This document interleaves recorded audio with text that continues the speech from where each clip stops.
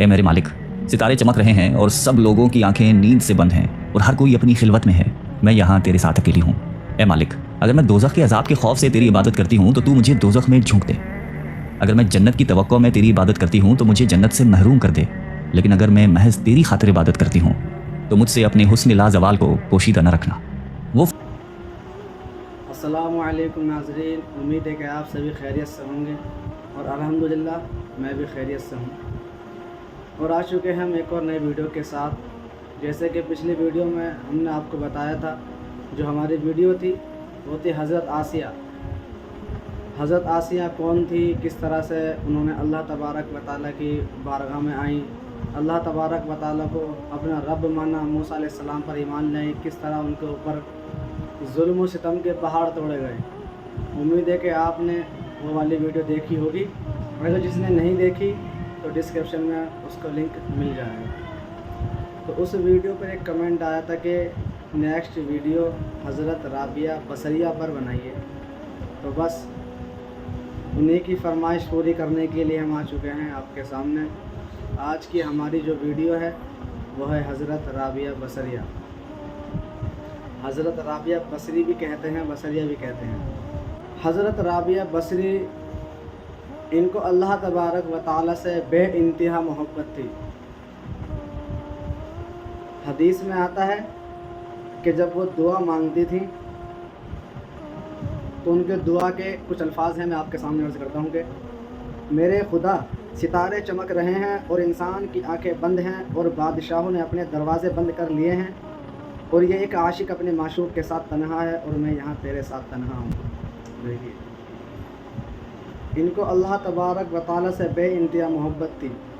جب یہ عبادت کرتی تھی تو دیکھیں کس طرح کے ان کے الفاظ ہیں کہ اے اللہ، اگر میں دوزخ کے خوف سے تمہاری عبادت کرتی ہوں مجھے دوزخ میں پھینک دیا جائے، اور اگر میں جنت کی امید میں تیری عبادت کرتی ہوں مجھے جنت سے نکال دیا جائے، لیکن اگر میں محض تیرے لیے تیری عبادت کرتی ہوں تب مجھے اپنی محبت سے محروم نہ رکھنا۔ دیکھیے، انہوں نے کہا کہ میں جنت کی شوقین نہیں، یا میں جہنم کی ڈر سے جو ہے تیری عبادت نہیں کرتی۔ ایک جب ان کا رخصتی کا وقت آیا تو جو ان کے الفاظ تھے وہ دیکھیے۔ حضرت رابعہ بصری کے آخری مناجات: اے اللہ، تیرا سب سے اچھا تحفہ جو میرے دل میں ہے وہ تجھ سے ملنے کی امید ہے۔ یعنی کہ یہ کہتی ہیں کہ اللہ تعالیٰ، جو سب سے اچھا تحفہ ہے میرا وہ بس یہ ہے کہ میں تجھ سے ملوں، اور میری زبان پر سب سے میٹھا جو لفظ ہے وہ تیری حمد و ثنا ہے، اور وہ لمحات جن کو میں نے سب سے زیادہ چاہتی ہوں وہ ہیں جب میں تجھ سے ملوں۔ اے اللہ، میں اس دنیا میں تیرے یاد کے بغیر زندہ نہیں رہ سکتی، اور اگلی دنیا یعنی کہ جو جنت ہے مرنے کے بعد جو ہے، اور اگلی دنیا میں تیرا دیدار کے بغیر کس طرح زندہ رہوں گی۔ اے میرے آقا، میری تم سے فریاد ہے کہ میں تیرے ملک میں اجنبی ہوں اور تیری عبادت گزار میں تنہا ہوں۔ یہ ان کے آخری الفاظ تھے۔ تو یہ اللہ تبارک و تعالیٰ سے بے انتہا محبت کرتی تھی، اور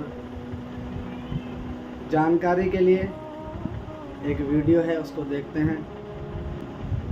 آئیے پھر دیکھتے ہیں ویڈیو، اور جنہوں نے ابھی تک ویڈیو کو لائک نہیں کرا وہ ویڈیو کو لائک کر دیں، اور جو چینل پر نئے ہیں وہ چینل کو سبسکرائب کر دیں۔ ویڈیو بالکل اسکپ مت کرنا۔ تو چلیے دیکھتے ہیں۔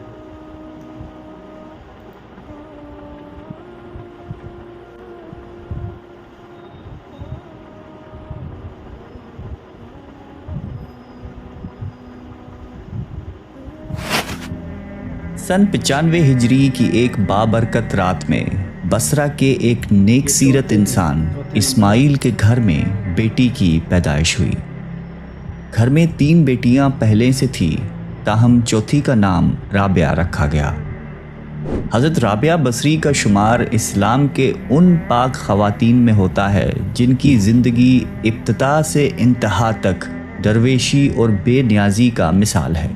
پیدائش کی رات آپ کے والد کے ہاں نہ تو اتنا تیل تھا کہ جس سے ناف کی مالش کی جاتی، اور نہ ہی اتنا کپڑا تھا جس سے آپ کو لپیٹا جا سکتا۔ حتیٰ کہ بدحالی کا یہ عالم تھا کہ گھر میں چراغ تک نہ تھا۔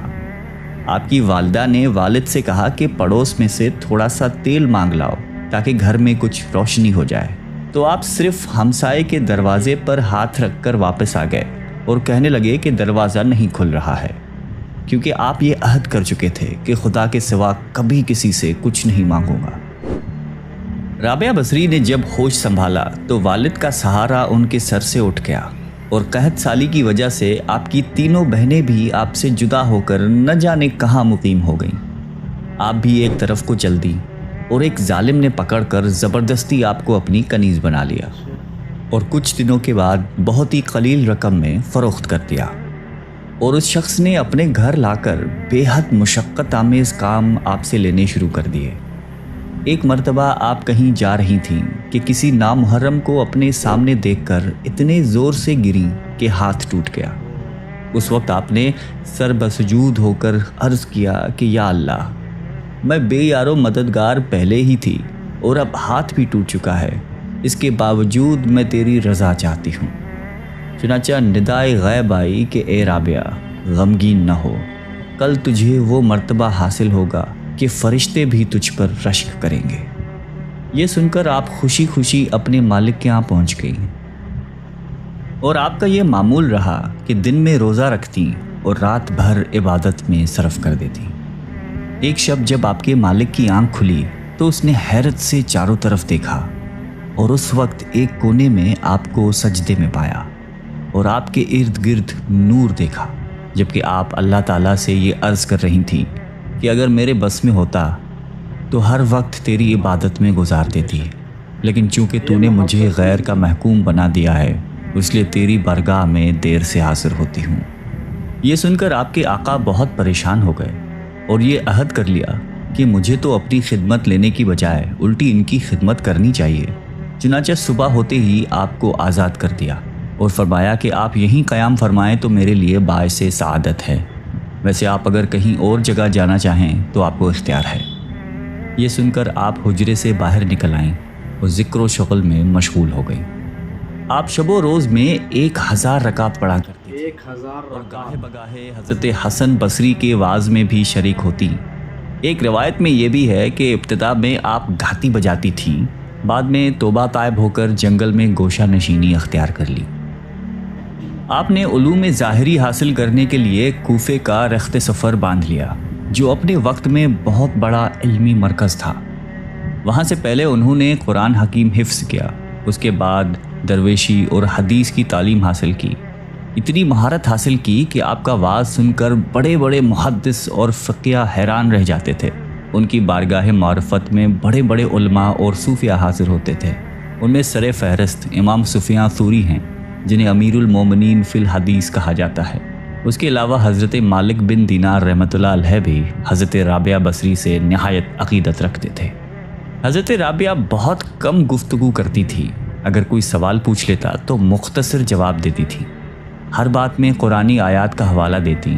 جب لوگوں نے اس کی وجہ پوچھی تو فرمایا کہ انسان جو کچھ بولتا ہے فرشتے اسے لکھتے ہیں، اس لیے قرآن کی آیتوں کے سوا کچھ نہیں بولتی کہ کہیں میرے منہ سے بری بات نہ نکل جائے جسے فرشتے لکھ لیں۔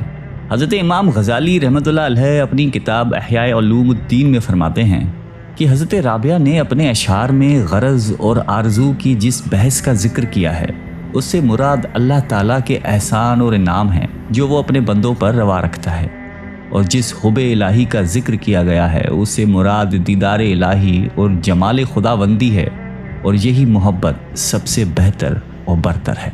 ایک دفعہ لوگوں نے آپ سے سوال کیا کہ آپ نکاح کیوں نہیں کرتے؟ یہ سنیے ان کی بات۔ مجھے 3 باتوں کا اندیشہ ہے، اگر ان میں سے مجھے نجات مل جائے تو میں نکاح کر لوں۔ پہلی یہ کہ مرتے وقت ایمان سلامت لے جاؤں گی یا نہیں۔ لوگوں نے کہا کہ معلوم نہیں۔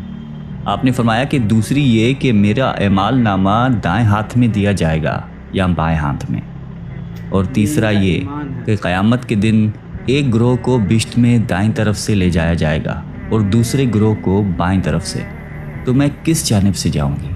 لوگوں نے جواب دیا کہ ہمیں تو علم ہی نہیں ہے۔ تو حضرت رابعہ فرماتی ہیں کہ جسے اتنے سارے غم ہوں وہ عورت شوہر کی خواہش کیسے کر سکتی ہے؟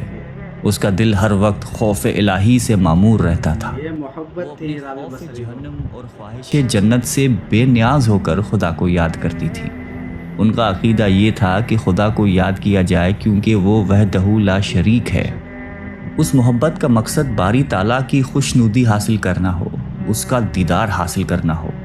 آپ ہمیشہ روتی تھی، فرمایا کرتی تھیں کہ میں نے صرف اللہ تعالیٰ ہی سے محبت کی ہے، ڈرتی ہوں کہ مرتے وقت آواز نہ آئے کہ رابعہ تو ہمارے لائق نہیں۔ وہ ہمیشہ کھردرے کمبل کا کرتا پہنتی تھیں اور وصیت فرماتی تھیں کہ مرنے کے بعد اسی میں دفن کی جاؤں۔ ان کے انتقال کے بعد ایک خاتون نے انہیں خواب میں دیکھا کہ بہت ہی قیمتی ریشمی کرتا پہنی ہوئی تھی۔ خاتون نے سوال کیا کہ کمبل کا کرتا کہاں گیا؟ تو جواب میں کہنے لگی کہ رحمان نے اس کرتے کی بدلے میں یہ کرتا عطا فرمایا ہے۔ اس عورت نے کہا کہ قرب الہی کے حصول کا کوئی طریقہ بتائیں۔ تو جواب دیا کہ قرب الہی کے لیے یاد الہی سے بہتر کوئی چیز نہیں۔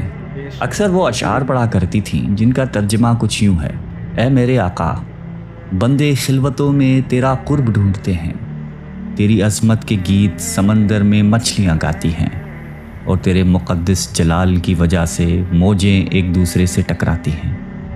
دن کی روشنی، رات کی تاریکی، گھومنے والے آسمان، منور چاند، چمکیلے تارے سب تیرے سامنے سجدہ کرتے ہیں، اور ہر چیز ایک انداز کے مطابق ہے کیونکہ تو غنی اور قہار ہے۔ وہ اپنی دعائیں اپنے اشعار کے ذریعے بیان کرتی تھی۔ جو دعا پہلے میں نے بتائی تھی وہی دعا ہے پڑھا کرتی تھی۔ اے میرے مالک، ستارے چمک رہے ہیں اور سب لوگوں کی آنکھیں نیند سے بند ہیں اور ہر کوئی اپنی خلوت میں ہے، میں یہاں تیرے ساتھ اکیلی ہوں۔ اے مالک، اگر میں دوزخ کے عذاب کے خوف سے تیری عبادت کرتی ہوں تو تو مجھے دوزخ میں جھونک دے۔ اگر میں جنت کی توقع میں تیری عبادت کرتی ہوں تو مجھے جنت سے محروم کر دے، لیکن اگر میں محض تیری خاطر عبادت کرتی ہوں تو مجھ سے اپنے حسن لا زوال کو پوشیدہ نہ رکھنا۔ وہ فرماتی تھیں کہ کوئی انسان کس طرح توبہ کر سکتا ہے جب تک اس کا مالک اس کو اس کی توفیق عطا نہ کرے اور اسے قبولیت نہ بخشے۔ اگر وہ تمہاری طرف رخ کرے گا تو تم بھی اس کی طرف رخ کرو گے۔ فرماتی تھیں کہ اللہ تعالیٰ سے قناعت پسند دل مانگو، یہ بہت بڑی نعمت ہے۔ دل کو قابو میں رکھنا اور اختیار ہونے پر ناجائز خواہشوں کو روکنا مردانگی ہے۔ ایک مرتبہ لوگوں نے عرض کیا کہ آپ کی شیرین بیانی تو اس قابل ہے کہ آپ کو مسافر خانے کا نگران مقرر کر دیا جائے۔ فرمایا کہ میں تو خود ہی اپنے مسافر خانے کی محافظ ہوں، کیونکہ جو کچھ میرے اندر ہے اسے باہر نکال دیتی ہوں، اور جو میرے باہر ہے اس کو اندر جانے نہیں دیتی۔ اس لیے مجھے کسی کی آمد و رفت سے کوئی سروکار نہیں ہے، کیونکہ قلب کی نگہبان ہوں، خاکی جسم کی نہیں۔ ایک مرتبہ آپ سے سوال کیا گیا کہ آپ ابلیس کو دشمن تصور کرتی ہیں؟ فرمایا کہ میں تو رحمان کی دوستی میں مشغولیت کی وجہ سے ابلیس کی دشمنی کا تصور ہی نہیں کرتی۔ عالم خواب میں حضور اکرم صلی اللہ علیہ وآلہ وسلم نے آپ سے فرمایا کہ کیا تو مجھے محبوب رکھتی ہے؟ تب رابعہ نے عرض کیا کہ وہ کون بد نصیب ہوگا جو آپ کو محبوب نہ رکھتا ہو، لیکن میں تو حب الہی میں ایسی غرق ہوں کہ اس کے سوا کسی کی محبوبیت کا تصور تک نہیں آتا۔ یہی وجہ ہے کہ میں کسی کی محبوبیت کا احساس تک باقی نہیں رکھتی۔ لوگوں کے اس سوال پر کہ محبت کیا شے ہے، آپ نے فرمایا کہ محبت ازل سے ہے اور ابد تک رہے گی، کیونکہ پورے عالم میں کسی نے اس کا ایک گھونٹ تک نہیں چکھا، جس کے نتیجے میں محبت اللہ تعالیٰ میں ضم ہو کر رہ گئی۔ ایک مرتبہ کسی نے سوال کیا کہ آپ جس کی عبادت کرتی ہیں کیا وہ آپ کو نظر بھی آتا ہے؟ تو فرمایا کہ اگر نظر نہ آتا تو عبادت کیوں کرتی؟ لوگوں نے جب آپ سے سوال کیا کہ خدا بندے سے کس وقت خوش ہوتا ہے، فرمایا کہ جب بندہ محنت پر اس طرح شکر ادا کرتا ہے جیسا کہ نعمت پر ادا کرتا ہے۔ آپ اکثر فرمایا کرتی تھی کہ صرف زبانی توبہ کرنا جھوٹے لوگوں کا فعل ہے، کیونکہ اگر سچے دل کے ساتھ توبہ کی جائے تو دوبارہ کبھی توبہ کی ضرورت پیش نہ آئے۔ پھر فرمایا کہ معرفت توجہ اللہ کا نام ہے، اور عارف کی شناخت یہ ہے کہ وہ خدا سے پاکیزہ قلب طلب کرے، اور جب عطا کر دیا جائے تو پھر اسی وقت اس کو خدا کے حوالے کر دے، تاکہ حجابات حفاظت میں محفوظ رہ کر مخلوق کی نگاہوں سے پوشیدہ رہیں۔ حضرت صالح عامری اکثر یہ فرمایا کرتے تھے کہ جب مسلسل کسی کا دروازہ کھٹکھٹایا جاتا ہے تو آخر کار کسی نہ کسی وقت کھول ہی دیا جاتا ہے، رابعہ بصری نے آپ کا یہ جملہ سن کر سوال کیا کہ آخر وہ کب کھلے گا، کیونکہ وہ تو کبھی بند ہی نہیں ہوا۔ یہ سن کر حضرت صالح کو آپ کی دانش مندی پر مسرت ہوئی اور اپنی کم عقلی پر رنج ہوا۔ کچھ لوگ زیارت کے لیے حاضر ہوئے تو دیکھا کہ آپ دانتوں سے گوشت کاٹ رہی ہیں۔ انہوں نے سوال کیا کہ آپ کے یہاں چاقو چھری نہیں ہے جو دانتوں سے کام لے رہی ہیں؟ فرمایا کہ میں محض اس خوف سے چاقو چھری نہیں رکھتی کہ کہیں وہ میرے اور میرے محبوب کے رشتے کو منقطع نہ کر دے۔ ایک مرتبہ آپ نے 7 شب و روز مسلسل روزے رکھے اور شب میں قطعاً آرام نہیں کیا، لیکن جب 8ویں دن بھوک کی شدت کی نفس نے فریاد کی کہ مجھے کب تک اذیت دوگی، تو اسی وقت ایک شخص کھانے کو کوئی شے پیالے میں لے کر حاضر ہوا۔ آپ لے کر شمع روشن کرنے اٹھیں، اسی وقت گر کے ٹوٹ گیا۔ اس وقت آپ نے ایک دل روز آہ بھر کر اللہ تعالیٰ سے عرض کیا کہ میرے ساتھ کیا معاملہ کیا جا رہا ہے۔ ندا آئی کہ اگر دنیاوی نعمتوں کی طلبگار ہو تو ہم عطا کیے دیتے ہیں، لیکن اس کے عوض میں اپنا درد تمہارے قلب سے نکال لیں گے، اس لیے کہ ہمارے غم اور غم روزگار کا ایک قلب میں رہنا ممکن نہیں ہے۔ یہ ندا سنتے ہی دامن امید چھوڑ کر اپنا دل دنیا کی محبت سے اس طرح خالی کر دیا کہ جس طرح موت کے وقت مرنے والا امید زندگی ترک کر کر قلب کو دنیاوی تصورات سے خالی کر دیتا ہے۔ اور اس کے بعد آپ بھی دنیا سے اس طرح کنارہ کش ہو گئیں کہ ہر صبح یہ دعا کرتی کہ اللہ مجھے اس طرح اپنی جانب متوجہ فرما لے کہ اہل جہان مجھے تیرے سوا کسی کام میں مشغول نہ دیکھیں۔ حضرت عبد الواحد عامری بیان کرتے تھے کہ ایک مرتبہ میں اور حضرت سفیان ثوری رابعہ بصری کے مزاج پرسی کے لیے حاضر ہوئے تو کچھ ایسے مرطوب ہوئے کہ لب کشائی کی ہمت ہی نہیں ہو سکی، حتیٰ کہ رابعہ نے خود ہی فرمایا کہ کچھ گفتگو کیجیے، تو ہم دونوں نے عرض کیا کہ اللہ تعالیٰ آپ کا مرض دور فرما دے۔ رابعہ نے فرمایا کہ اللہ تعالیٰ آپ کا مرض دور فرما دے، اور میں اس عطا کردہ کرشمے کا شکوہ کیسے کر سکتی ہوں، کیونکہ یہ کسی دوست کے لیے بھی مناسب نہیں کہ رضائے دوست کی مخالفت کرے۔ پھر حضرت سفیان نے پوچھا کہ آپ کو کسی شے کی خواہش ہے؟ فرمایا کہ تم صاحب معرفت ہو کر ایسا سوال کرتے ہو، اور بصرہ میں کھجور کی موجودگی کے باوجود 12 سال سے کچھ کھانے کی خواہش ہے، لیکن میں نے محض اس لیے نہیں چکھی کہ بندے کو اپنی مرضی کے مطابق کوئی کام نہیں کرنا چاہیے، کیونکہ رضا الہی کے بغیر کوئی کام کرنا کفر کے ہم معنی ہے۔ پھر حضرت سفیان نے اپنی دعا کے لیے درخواست کی تو فرمایا کہ اگر تمہارے اندر حب دنیا نہ ہوتی تو تم نیکی کا مجسمہ ہوتے۔ انہوں نے عرض کیا کہ یہ کیا فرما رہی ہیں؟ آپ نے کہا کہ سچ بات کہہ رہی ہوں، کیونکہ اگر ایسا نہ ہوتا تو تم کم عقل باتیں نہیں کرتے، اس لیے کہ جب تمہیں یہ علم ہے کہ دنیا فانی ہے اور فانی شے کی ہر شے فانی ہوا کرتی ہے، اس کے باوجود بھی تم نے یہ سوال کیا کہ آپ کو کس شے کی خواہش ہے۔ یہ سن کر سفیان نے مہوے حیرت ہو کر بارگاہ الہی میں عرض کیا کہ یا اللہ میں تیری رضا کا جویا ہوں۔ رابعہ نے فرمایا کہ تمہیں رضا الہی کی جستجو کرتے ہوئے ندامت نہیں ہوتی جبکہ تم خود اس کی رضا کے طالب نہیں ہو۔ حضرت مالک بن دینار کہا کرتے تھے کہ ایک مرتبہ بغرض ملاقات رابعہ کے یہاں پہنچا تو دیکھا کہ ایک ٹوٹا ہوا مٹی کا لوٹا ہے جس سے آپ وضو کرتی ہیں اور پانی پیتی ہیں، اور ایک بوسیدہ چٹائی ہے جس پر ایک اینٹ کا تکیہ بنا کر سوتی ہیں۔ میں نے عرض کیا کہ میرے بہت سے احباب مالدار ہیں، اگر اجازت ہو تو ان سے آپ کے لیے کچھ طلب کروں۔ آپ نے سوال کیا کہ کیا مجھے اور تمہیں دولت مندوں کو رزق عطا کرنے والی ایک ہی ذات نہیں ہے؟ تو پھر کیا درویشوں کو ان کی غربت کی وجہ سے اس ذات نے فراموش کر دیا ہے؟ میں نے عرض کیا کہ ایسا تو نہیں ہے۔ فرمایا کہ جب وہ ذات ہی فرد کی ضروریات سے واقف ہے تو پھر ہمیں یاد دہانی دلانے کی کیا ضرورت ہے، اور ہمیں اس کی خوشی میں خوش ہونا چاہیے۔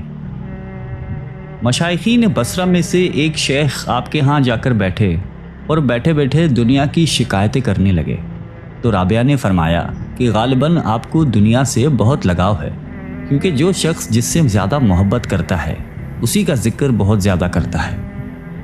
اگر آپ کو دنیا سے لگاؤ نہ ہوتا تو آپ کبھی دنیا کا اس کثرت کے ساتھ ذکر نہ کرتے۔ وفات کے وقت آپ نے مجلس میں حاضر مشائخین سے یہ فرمایا کہ آپ حضرات یہاں سے ہٹ جائیں، ملائکوں کے لیے راستہ چھوڑ دیں۔ چنانچہ سب باہر آ گئے اور دروازہ بند کر دیا۔ اس کے بعد اندر سے یہ آواز سنائی دی کہ اے مطمئن نفس، اپنے مولا کی جانب لوٹ چل۔ اور جب کچھ دیر کے بعد اندر سے آواز آنا بند ہو گئی تو لوگوں نے جب اندر جا کر دیکھا تو روح قفس انصری سے پرواز کر چکی تھی۔ مشائقین کا قول ہے کہ رابعہ نے خدا کی شان میں کبھی کوئی گستاخی نہیں کی اور نہ کبھی دکھ سکھ کی پرواہ کی، اور مخلوق سے کچھ طلب کرنا تو درکنار، اپنے مالک حقیقی سے بھی کچھ نہیں مانگا، اور انوکھی شان کے ساتھ دنیا سے رخصت ہو گئی۔ انا للہ و انا الیہ۔ تو آپ نے دیکھا کہ کس طرح انہوں نے اپنی زندگی گزاری۔ انہوں نے اپنی پوری عمر میں ذرا سے بھی گستاخی نہیں کری اور بہت کم بولا کرتی تھیں، اور جوابات میں قرآن و حدیث کی بات کیا کرتی تھی۔ امید ہے آپ کو ویڈیو اچھی لگی ہوگی، اور جس نے ابھی تک ویڈیو لائک نہیں کری ویڈیو لائک کر دیں، اور جو چینل پر نئے ہوں تو چینل سبسکرائب کر دیں، اور کمنٹ میں بتائیں کہ نیکسٹ ویڈیو کس پر لائیں۔ انشاءاللہ جو بتائیں گے اسی پر ہی ویڈیو لے کر آئیں گے۔ تو ملتے ہیں پھر نیکسٹ ویڈیو میں۔ دعا کی درخواست ہے۔ السلام علیکم۔